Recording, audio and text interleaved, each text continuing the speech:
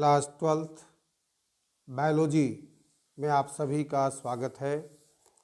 Chapter number 10 मानव कल्याण में सूक्ष्मजीव microbes in human welfare आपको पढ़ाया जा रहा था, जिसमें हमने अब तक इस चैप्टर के अंतर्गत मानव कल्याण में सूक्ष्मजीवों के योगदान को विधिवत समझाने का प्रयास किया है। इन योगदानों में हमने आपको कृषि क्षेत्र में जैव उर्वरक के रूप में उपयोग और जैव नियंत्रक के रूप में उपयोग आज बताने वाले हैं। इसके पहले आपको माइक्रोब्स का क्या यूज है हमारे लिए, इसके बारे में आपको कई सारी हेडिंग्स के अंतर्गत बताया जा चुका है, जैसे कि घरेलू खाद्य उत्पादों के निर्माण में माइक्रोब्स की क्या भूमिका होती है, औद्योगिक उत्पादन में विभिन्न उत्पादों को बनाने में माइक्रोब्स किस प्रकार से हमारे लिए उपयोगी होते हैं, ये भी आपको बताया जा चुका है। विभिन्न प्रकार की औषधियों के उत्पादन में माइक्रोब्स का क्या योगदान है, इसे भी आपको बताया जा चुका है। ऊर्जा उत्पादन में क्या उपयोग होता है, इसके अंतर्गत आपको इसके पिछले वीडियो के माध्यम से हमने बायोगैस किस प्रकार से बनाई जा सकती है और इसके निर्माण में माइक्रोब्स किस प्रकार से हमारी सहायता करते हैं, आपको विधिवत समझाया गया है। वाहित मल उपचार में माइक्रोब्स का क्या योगदान होता है, इसके बारे में आपको विधिवत बताया जा चुका है। आज इसी कड़ी को आगे बढ़ाते हुए बताने वाले हैं कि जैव नियंत्रक के रूप में माइक्रोब्स का क्या उपयोग होता है। जैसा कि आप जानते हैं, मानव प्रतिदिन सूक्ष्म जीवों अथवा उनसे व्युत्पन्न उत्पादों का प्रयोग करता है। सूक्ष्मजीव पर्यावरण प्रदूषण के तीव्र संसूचक भी होते हैं। सूक्ष्मजीव प्रदूषकों को निम्नीकृत करने एवं अपशिष्ट उपचार के द्वारा जैव मंडल को शुद्ध अर्थात प्रदूषण रहित करने का भी कार्य करते हैं।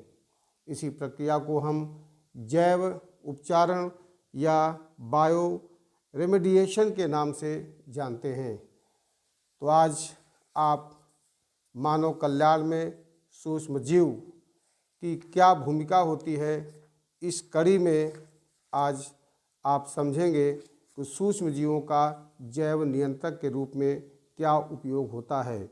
Use of microbes as bio control agents. सबसे पहले हमें जानना जरूरी है कि बायो कंट्रोल या जैव नियंत्रक क्या होता है। बच्चों, पादप रोगों एवं पीड़कों का मीन्स होता है कीटों। तो कीटों के नियंत्रण के लिए जैव वैज्ञानिक विधियों मीन्स बायोलॉजिकल मेथड्स का प्रयोग ही जैव नियंत्रण या बायो कंट्रोल कहलाता है। पादप रोगों एवं कीटों से फसलों की सुरक्षा हेतु अनेक रासायनिक पदार्थों का उपयोग कीटनाशकों मीन्स इंसेक्टिसाइड्स, पीड़कनाशकों मीन्स पेस्टिसाइड्स तथा शाकनाशकों मीन्स हर्बिसाइड्स के रूप में किया जाता है, जिसका अति हानिकारक प्रभाव मानव समाज एवं जीव जंतुओं पर पड़ रहा है। सबसे पहले हमें समझना है कि जैव नियंत्रक होता क्या है। तो जैव नियंत्रक के बारे में अभी आपको हमने बताया है कि जैव नियंत्रक क्या होता है। जैव नियंत्रक पादप रोगों एवं कीटों के नियंत्रण के लिए जीव वैज्ञानिक विधियों का प्रयोग ही जैव नियंत्रण कहलाता है। जैव नियंत्रक बहुत ही महत्वपूर्ण भूमिका निभाते हैं। आधुनिक समाज में ये समस्याएं रसायनों, कीटनाशियों तथा पीड़कनाशियों के बढ़ते हुए प्रयोगों की सहायता से नियंत्रित की जाती हैं। ये रसायन मनुष्यों तथा जीव जंतुओं के लिए अत्यंत ही विषैले तथा हानिकारक सिद्ध होते जा रहे हैं। खरपतवार नाशियों का प्रयोग खरपतवार को हटाने में किया जाता है, लेकिन खरपतवार फसल में जो उगते हैं उनको तो हम दूर कर लेते हैं, लेकिन इसी के साथ ही ये हमारी मृदा को भी दूषित करते हैं। जैव पीड़कनाशियों की आवश्यकता क्यों होती है, क्यों इनका उपयोग वर्ष दर वर्ष बढ़ता जा रहा है, इसके बारे में भी हमें सोचना चाहिए। वर्तमान समय में पीड़क नियंत्रण अनेक प्रकार के रासायनिक पीड़कनाशियों के प्रयोग द्वारा किया जाता है और यह चलन दिन प्रतिदिन बढ़ता ही जा रहा है। आजकल जितनी भी हम लोग सब्जियों का प्रयोग करते हैं वो प्रायः कीटनाशकों के प्रयोग से या जैव पीड़कनाशियों के प्रयोग से ही उगाई जाती हैं। एक तरफ ये फसल की तो सुरक्षा करती है, लेकिन मृदा को दूषित करती है और हमारे स्वास्थ्य को भी प्रभावित करती है। पीड़कनाशियों को हम अनेक श्रेणियों में बांट सकते हैं। पहली पीड़कनाशी खरपतवारनाशी होती है, जिसे हम हर्बिसाइड कहते हैं। खेतों में जब फसल उगाई जाती है तो फसलों के साथ अनेक अवांछित पौधे, जिन्हें हम खरपतवार की श्रेणी में रखते हैं, के नियंत्रण में किया जाता है। खरपतवारनाशी फसल के साथ उगने वाले खरपतवार को नष्ट कर देती हैं। दूसरा आता है कीटनाशी या इंसेक्टिसाइड। इनका उपयोग हम अपनी फसलों को रोगों से बचाने के लिए, कीटों से बचाने के लिए करते हैं। कीटनाशकों का उपयोग विशेष प्रकार के कीट वर्ग के उन्मूलन में किया जाता है, क्योंकि हर एक फसल के लिए नुकसान करने वाले अनेक प्रकार के कीट होते हैं। कीटों की श्रेणी के आधार पर ही हम कीटनाशकों का उपयोग करते हैं। तीसरा आता है कृंतकनाशी, इसे हम रोडेंटिसाइड्स के नाम से जानते हैं। अनेक रोडेंट्स जो हमारी फसलों को नुकसान पहुंचाते हैं, उनमें प्रमुख रूप से चूहे, खरगोश आदि आते हैं, जिन्हें हम रोडेंटिसाइड्स का उपयोग करके उनको नष्ट करके अपनी फसलों की सुरक्षा करते हैं।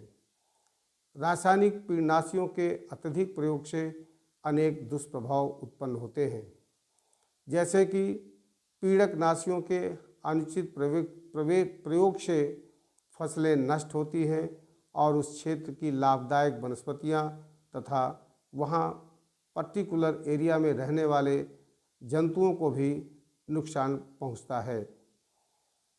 ये लाभकारी और हानिकारक दोनों प्रकार के जीवों को समान रूप से नष्ट कर देती हैं। इन्हीं बिंदुओं को ध्यान में रखते हुए रासायनिक नियंत्रण के स्थान पर अब जैविक नियंत्रण का प्रयोग अति आवश्यक हो गया है, जिससे कि रासायनिक पीड़कनाशियों के दुष्प्रभाव को कम किया जा सके। जैव कीटनाशकों को हम दो भागों में बांट सकते हैं। पहला होता है जैव खरपतवारनाशी, जिसे हम बायोहर्बिसाइड्स कहते हैं। जैव खरपतवारनाशी वे जीवधारी हैं जो फसलों को बिना नुकसान पहुंचाए ही केवल खरपतवार को नष्ट कर देते हैं, जैसे कि कोविनियल कीट, जिसे हम कैक्टोब्लास्टिस कैक्टोरम के नाम से जानते हैं। ये भारत तथा ऑस्ट्रेलिया में ओपनसिया के विस्तार को नियंत्रित करता है। पार्थेनियम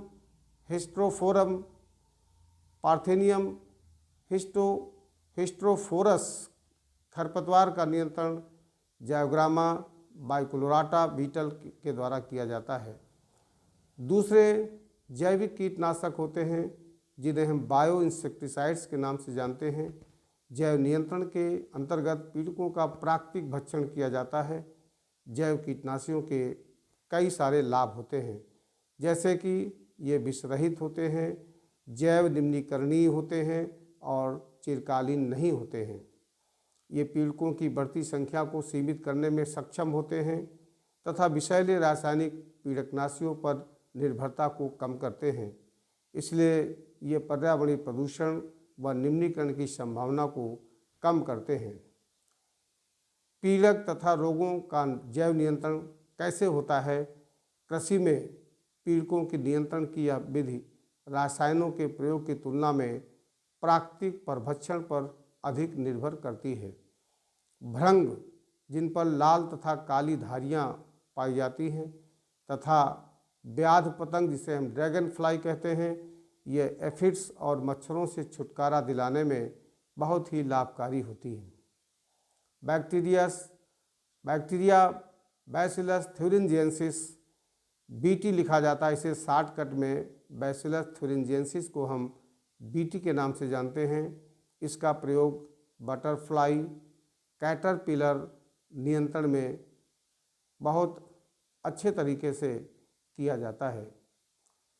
शुष्क बीजाणु स्पोर्स सुगंधी थैली के रूप में उपलब्ध रहते हैं, जिन्हें पानी में मिला दिया जाता है और इस मिश्रण को दोषपूर्ण पादपों जैसे सरसों समूह यानी ब्रैसिका ग्रुप तथा फल वृक्षों जिनकी पत्तियां कीट लार्वा द्वारा खा ली गई हैं पर छिड़काव कर दिया जाता है। लार्वा का पाचन नली में टॉक्सिन निकलता है, परिणाम स्वरूप लार्वा की मृत्यु हो जाती है और हमारी फसल की सुरक्षा हो जाती है। इस प्रकार से हम फसलों की सुरक्षा के लिए बायो कंट्रोल विधि अपनाते हैं, तो ये बायो कंट्रोल विधि से फसल की सुरक्षा भी होती है और वातावरण भी दूषित नहीं होता तथा हमारे स्वास्थ्य पर भी इसका प्रतिकूल प्रभाव नहीं पड़ने पाता। इस तरह से बायो कंट्रोल बहुत ही लाभकारी होता है, जो हमारे लिए अति उत्तम होता है। एक आता है बैक्यूलोवायरस, इस पर शॉर्ट नोट भी पूछा जा सकता है। रोगजनक विषाणुओं का ऐसा समूह जो कीटों तथा आर्थ्रोपोड्स पर हमला करते हैं। अधिकांश बैक्यूलोवायरस जो जैव वैज्ञानिक नियंत्रण कारकों की तरह से प्रयुक्त किए जाते हैं, वो न्यूक्लियो पॉलीहाइड्रोवायरस जीन्स के अंतर्गत आते हैं। यह विषाणु प्रजाति विशेष संकर स्पेक्ट्रम कीटनाशी उपचारों के लिए अति उत्तम माने गए हैं। ऐसा प्रदर्शित किया जा चुका है कि इनका पादपों, स्तनधारियों, पक्षियों, मछलियों अथवा यहाँ तक कि लक्ष्य विहीन कीट पर किसी भी प्रकार का हानिकारक प्रभाव नहीं पड़ता है। इस तरह से सूक्ष्म जीवों का जैव नियंत्रक के रूप में उपयोग बड़ा ही महत्वपूर्ण होता है। इसके बाद अब आता है जैव उर्वरक के रूप में सूक्ष्म जीव। जैव उर्वरक यानी बायो फर्टिलाइजर के रूप में सूक्ष्म जीवों की क्या भूमिका होती है, बायो फर्टिलाइजर होते क्या हैं, इसे भी हमें बहुत ध्यान से पढ़ना होगा कि जैव उर्वरक के रूप में सूक्ष्म जीव किस प्रकार की भूमिका निभाते हैं। जैव उर्वरक एक प्रकार के जीव हैं जो मृदा की पोषक गुणवत्ता को बढ़ाने में सक्षम होते हैं। प्रत्येक क्षेत्र में बढ़ते हुए पर्यावरणीय प्रदूषण की चिंता से सभी भली भांति परिचित हैं। कृषकों को भी इसके नुकसान का पूरा एहसास है। रासायनिक उर्वरकों का दिन प्रतिदिन उपयोग कृषि क्षेत्र में बढ़ता जा रहा है। रासायनिक उर्वरकों के अधिकाधिक उपयोग एवं उनके हानिकारक परिणामों के निवारण हेतु कृषि वैज्ञानिक कार्बनिक खेती करने एवं जैव उर्वरकों के उपयोग पर निरंतर दबाव बना रहे हैं और इनसे होने वाले लाभ की विस्तृत जानकारी प्रचार माध्यमों, कृषि गोष्ठियों, प्रदर्शनात्मक सुविधाओं द्वारा प्रदान करा रहे हैं। जैव उर्वरकों अर्थात बायो फर्टिलाइजर्स की उपस्थिति से मृदा की पोषक गुणवत्ता में अभूतपूर्व वृद्धि होती है। तो आज हम जानेंगे प्रमुख रूप से कौन से जैव उर्वरक होते हैं। उनमें सबसे पहला आता है नाइट्रोजन स्थिरीकारक जीवाणु, नाइट्रोजन फिक्सिंग बैक्टीरिया। बहुत ही महत्वपूर्ण होता है जो कि नाइट्रोजन का फिक्सेशन करता है। आप सब ने सुना होगा लेग्यूम राइजोबियम सहजीवन। आप जानते हैं कि नाइट्रोजन फसलों के लिए अति महत्वपूर्ण तत्व है। नाइट्रोजन बहुत ही उपयोगी तत्व होता है जो कृषि उत्पादन को सीधे ही प्रभावित करता है। कुछ पौधे अपने प्रयोग से अधिक नाइट्रोजन उत्पादन की क्षमता रखते हैं। ये पौधे नाइट्रोजन स्थिरीकारी जीवाणुओं से सहजीवी संबंध बनाते हैं। जैसे मटर कुल के पौधों की जड़ों में राइजोबियम लेगुमिनोसेरम नामक जीवाणु इन पौधों की जड़ों में मूल गुलिकाओं या रूट नोड्यूल्स का निर्माण कर देते हैं। इन जीवाणुओं में वायुमंडलीय स्वतंत्र नाइट्रोजन को स्थिर करने की अभूतपूर्व क्षमता होती है। राइजोबियम द्वारा नाइट्रोजन का स्थिरीकरण एक लाल रंग का द्रव्य जिसे हम लेग हीमोग्लोबिन एवं एंजाइम नाइट्रोजिनेज की उपस्थिति में होता है। रंग द्रव्य लेग हीमोग्लोबिन ऑक्सीजन हटाने का कार्य करता है और नोड्यूल में आणविक ऑक्सीजन का स्तर कम करता है, जो कि नाइट्रोजिनेज एंजाइम को नाइट्रोजन से अमोनिया निर्माण में उत्प्रेरित करता है। दूसरा आता है स्वतंत्र जीवी जीवाणु, जिसे हम फ्री लिविंग बैक्टीरिया के नाम से जानते हैं। मृदा में अनेक प्रकार के स्वतंत्र जीवी जीवाणु उपस्थित होते हैं। इनमें वायवीय तथा अवायवीय दोनों प्रकार के जीवाणु सम्मिलित हैं। ये असहजीवी प्रकृति के होते हैं। एजिटोबैक्टर, बैसिलस, पॉलीमिक्सा, क्लॉस्ट्रीडियम इनके सामान्य एग्जाम्पल हैं। यह सभी नाइट्रोजन स्थिरीकारी हैं और इन जीवाणुओं में जो सम्मिलित हैं उनमें पहला है अनिवार्य वायवीय जैसे एजिटोबैक्टर तथा बिजरिंकिया। दूसरा अनिवार्य अवायवीय जैसे क्लॉस्ट्रीडियम और तीसरा प्रकाश संश्लेषी जैसे रोडोस्पाइरलम और क्रोमेटियम। इन जीवाणुओं के नामों को भी आपको ध्यान में रखना होगा। इस तरह से ये जीवाणु हमारी फसलों की पर्याप्त मात्रा में नाइट्रोजन की उपलब्धता प्रदान करते हैं, जिससे फसलों का उत्पादन बढ़ता है। दूसरा आता है नाइट्रोजन स्थिरीकारक साइनोबैक्टीरिया। कुछ साइनोबैक्टीरिया जिन्हें हम नीले हरे शैवाल ब्लू ग्रीन एल्गी के नाम से जानते हैं, इनके उपयोग से धान के खेतों में महत्वपूर्ण नाइट्रोजन स्थिरीकरण होता है। नीले हरे शैवालों की लगभग 40 ऐसी जातियां हैं जो नाइट्रोजन स्थिरीकरण में बहुत ही सक्षम होती हैं। इन सूक्ष्म जीवों में मोटी भित्ति वाले रंगहीन हेट्रोसिस्ट पाए जाते हैं, जो कि नाइट्रोजन स्थिरीकरण के स्थल होते हैं। नीली हरी शैवालों के अंतर्गत एनाबिना, नास्टॉक और ओलोसाइरा ऐसे नीली हरी शैवालें हैं जो नाइट्रोजन स्थिरीकारक होती हैं। एजोला और नास्टॉक चावल के खेतों में उगाने से चावल की उत्पादकता में अभूतपूर्व वृद्धि होती है। लगभग 50% से भी अधिक उत्पादकता बढ़ती है। तीसरा माइकोराइजा उच्च पौधों की जड़ों तथा कवकों का सहजीवन का सबसे बढ़िया उदाहरण है और इन्हें कई प्रकारों में बांट सकते हैं। पहला आता है एक्टोमाइकोराइजा।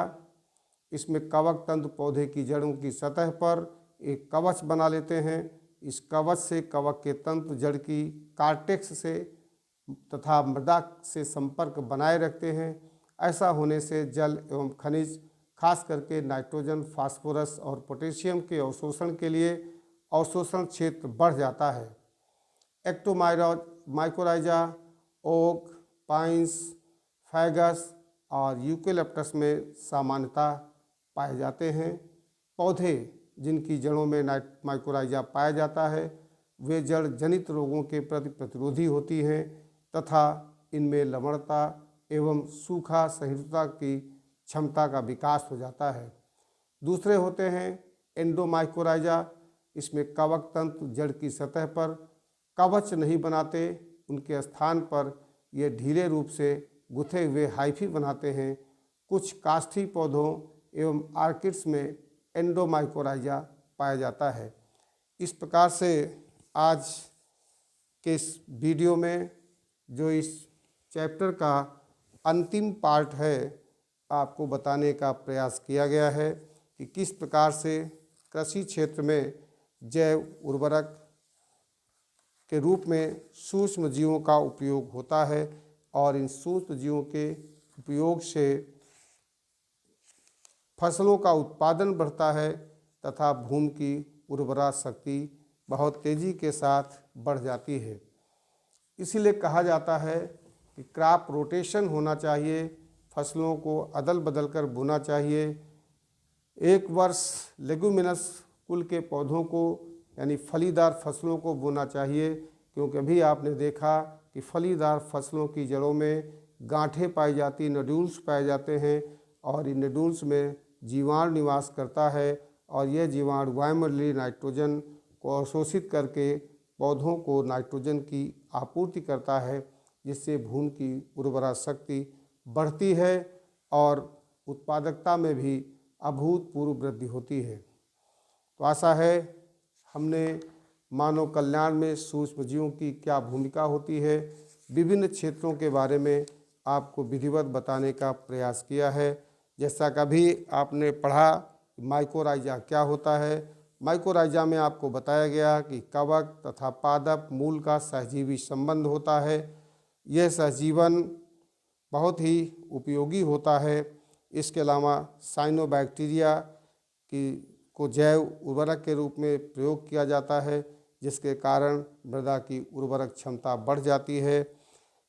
और मृदा की उर्वरता को बढ़ाने वाले जीवाणु कौन कौन से होते हैं, इनके बारे में भी आपने जाना। मृत पौधों तथा जंतुओं को सड़ना भी मृदा की उर्वरता को बढ़ाता है।